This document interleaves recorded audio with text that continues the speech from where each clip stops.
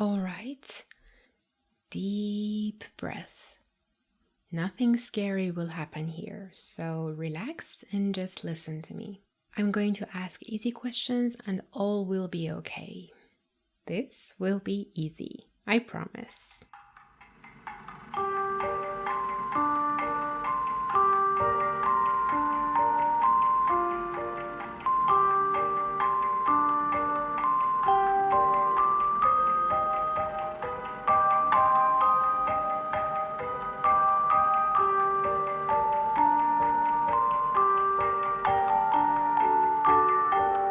Hi, you. Did you come back for more English or is it your first time here?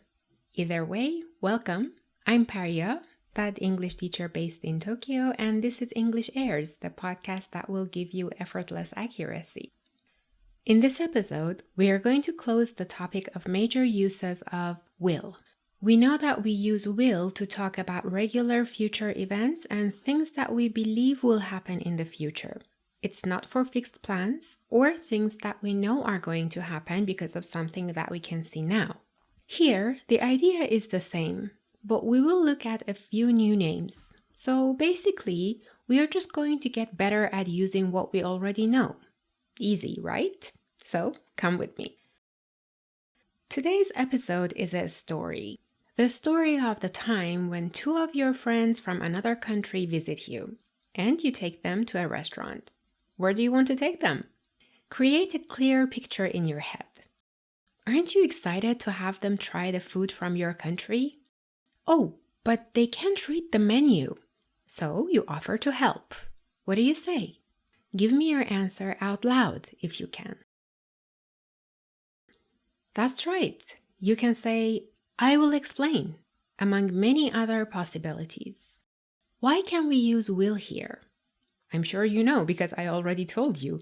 It's an offer. So now all of you can decide what you will have. Remember that this was not a plan. Your friends didn't decide before coming to the restaurant, right? So what do you tell the server? Right again, you can say they will have the steak, or maybe the vegetable gratin if they are vegetarians. Why use will? You're right, because it's a decision made right now. The food arrives. Are your friends enjoying it? I hope they are. So you chat and eat and drink, and now it's time to get the check. You want to treat your friends and pay for the meal. They thank you and promise they will take you for a wonderful meal when you visit their country. What do they say? You know, don't you? They say, we will take you for a wonderful meal when you visit us. Why do they use will? Because it's a promise.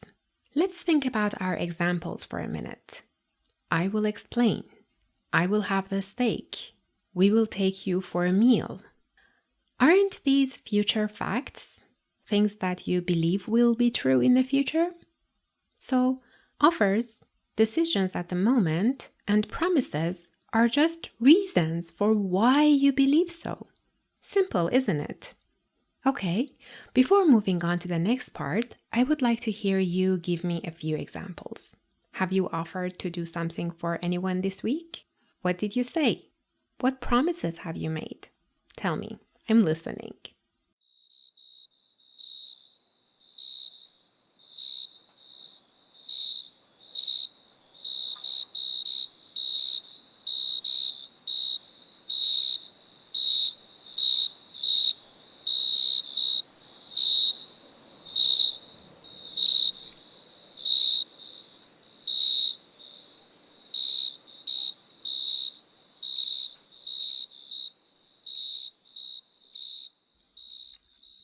Great job. Moving on. Tell me about one plan you have for this week. If you said anything that started with, I'm going to, well done. Now, about that plan, you're sure, right? Of course you are.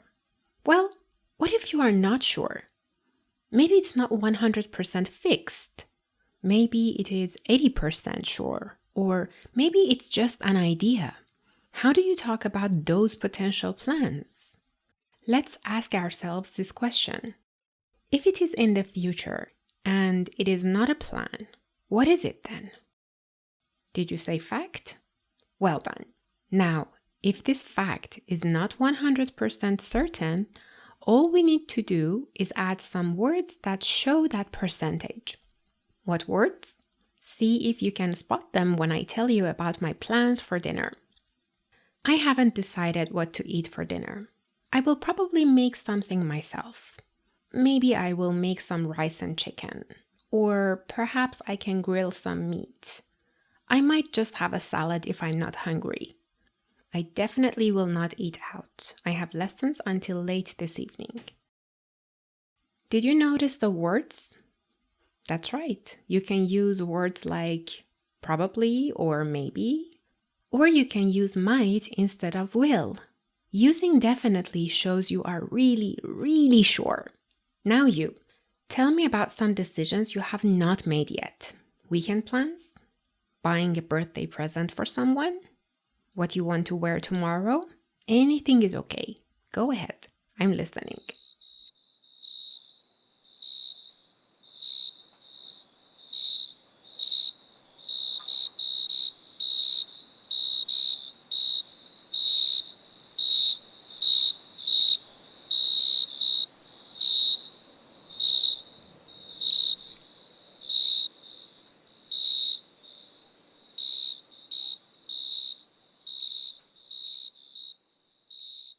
Yay! See? Easy, wasn't it? So, how do we practice this? We're going to use a few different things this time. First, the reminder. Set it for the morning with these prompts. Decide to do something for yourself today. What is for dinner? Who will you help today? What will you do for them? Finally, when you see an advertisement, try to say what they are promising you. Use your imagination and make funny promises if you can. It helps. As always, if you visit my website, English Airs, you will find the transcript of this episode, plus Garfield and 2 other cute cats. I have also added some examples of promises in advertisements. We might as well use them to speak English, right? There are also links to extra material there. Check them out. And don't forget to take a look at the Instagram page for more.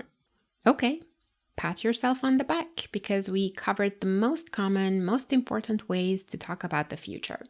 Take another deep breath and see you next time.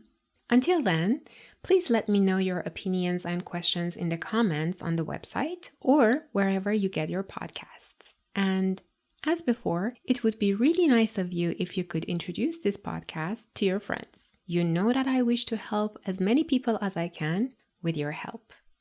Paria out.